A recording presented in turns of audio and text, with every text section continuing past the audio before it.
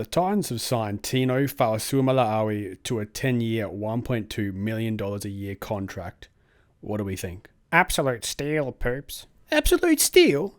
It's a bucket load of money for a front rower. His body is going to be patched together in 10 years' time. Yeah, but in 10 years' time, $1.2 million is going to be worth nothing, mate. Tino and his manager haven't accounted for inflation at all. Inflation? It's 10 years. He'd be lucky to afford a candy bar for $1.2 million in 10 years. This is a problem with long-term contracts. No, the problem with long-term contracts isn't your brain-dead idea of inflation. It's that they can devastate a club if the player stops playing up to their big money contract. And it can really affect the player too if they're young with all that weight on their shoulders. What?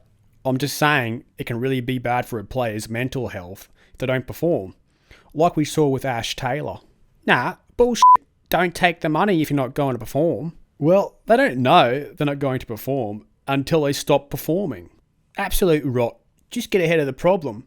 You didn't see me whinge when I played first grade? When you played first grade? Yeah, when I played first grade. When you played first grade? Yes, I played first grade. Here's an idea. Players don't get paid when they lose games. I actually think clubs should invest in repo men, Benty. And when the teams lose, the clubs pick out underperformers and send the repo men and take some of their stuff. I don't think these players care about money anymore. You've got to invade their personal space and rattle them. Take their couch or raid their fridge. If you're a player and you've come home after getting 40 put on you, you're going to take notice and want to change your attitude if one of your walls has gone missing or there's a couple of blokes stuffing your underwear in a bag. I don't see these being agreed to by the RLPA. Poops, the RLPA would have problems with just about anything. That's why we need to just ignore them. The RLPA just wants your attention. They don't care about the game, and all they want is their 15 minutes of fame. If we put them in a corner and go about the game, they'll just go away, mate. But that would just lead to further strikes. What are they going to do? Boycott games? Oh, I would assume so. Oh. You boys don't understand union busting.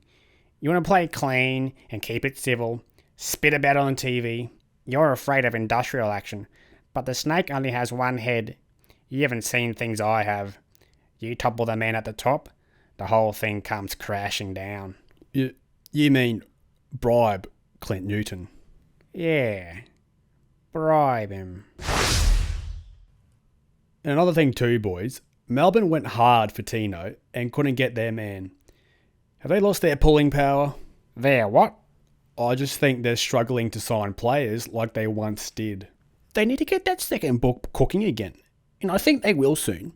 Their 25-year celebration when they paraded their 2007 and 2009 strip premierships was them testing the waters. And there was uproar, but no official punishment handed down.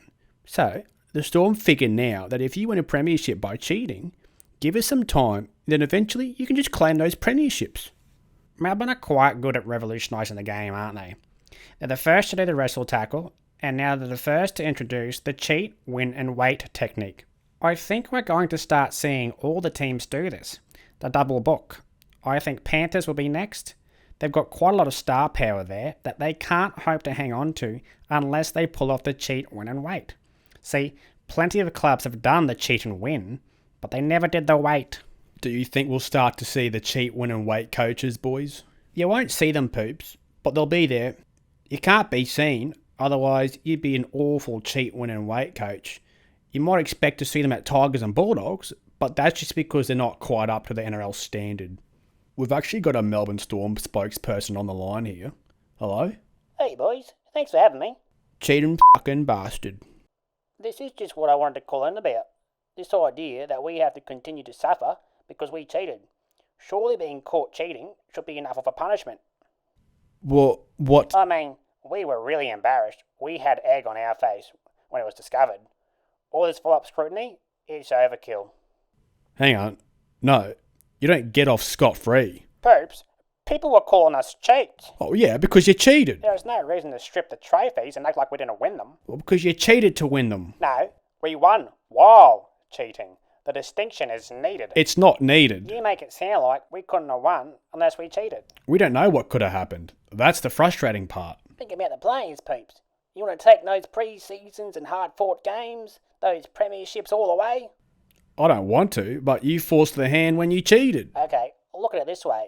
Some of those players and those premiership teams we had, they were some really, really awful players. They would have never won a premiership.